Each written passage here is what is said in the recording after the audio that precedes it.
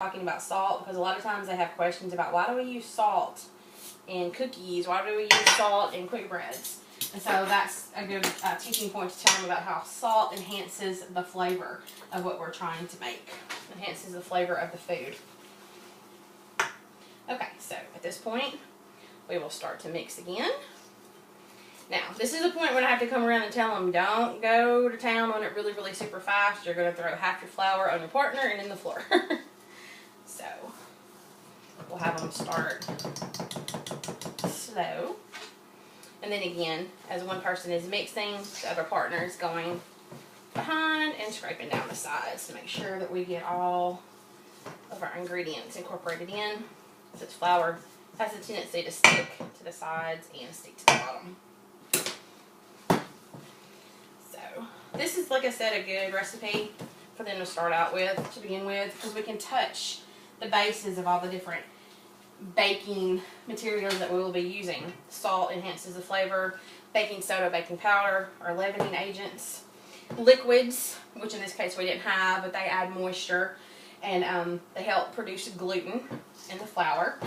Flour, of course, the foundation of all of our quick breads. Sugar improves flavor, helps have good color.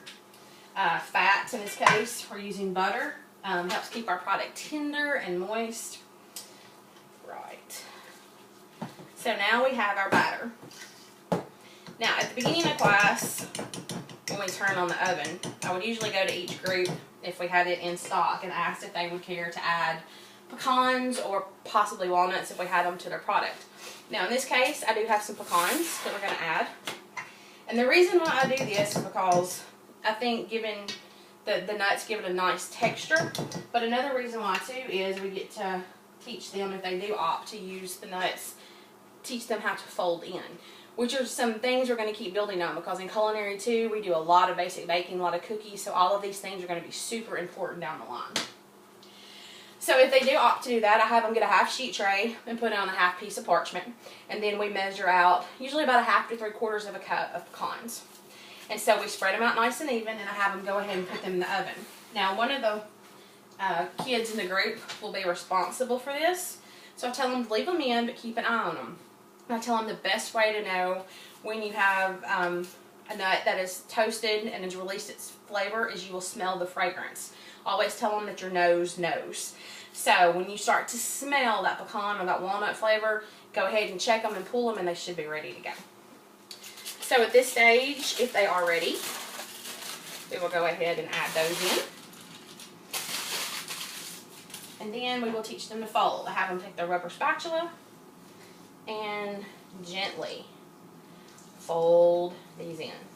Now granted, I know these aren't egg whites, or we're not making a souffle, but this is a good practice to help them get that finite motion of being gentle and folding things in, because like I said, down the line in Culinary 2 and in Culinary 3, there will be recipes, like when you make Belgian waffle batter, for example, after we beat the egg whites, those whites will have to be folded in, and it's a nice steady process.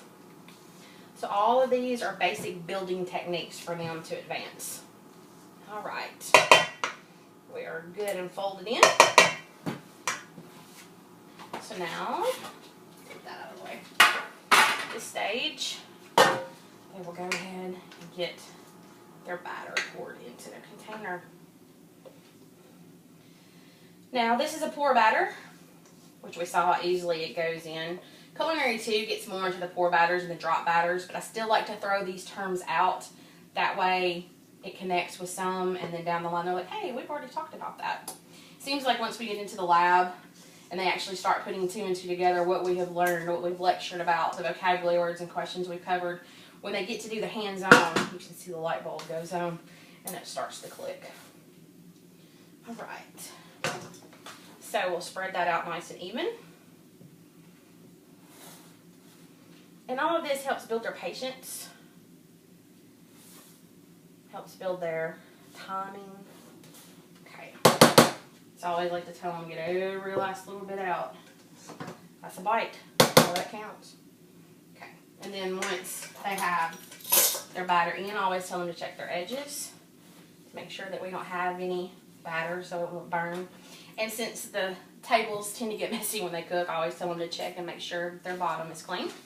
So at that point, they go and they place the convection. I have them check the time, and then they get all of their dish together.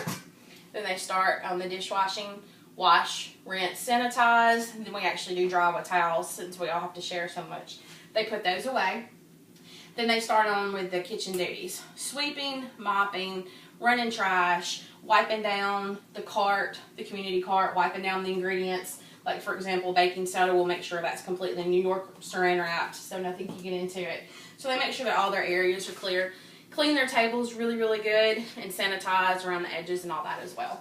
And so then after that, once all that stuff is done, you know, one partner, if like say is cleaning the table, the other one will go back, check the stove, make sure that, you know, the bread hasn't burned, and if it becomes like a half time, go ahead and spin. So since we're doing conventional oven, that will bake for 55 to 65 minutes.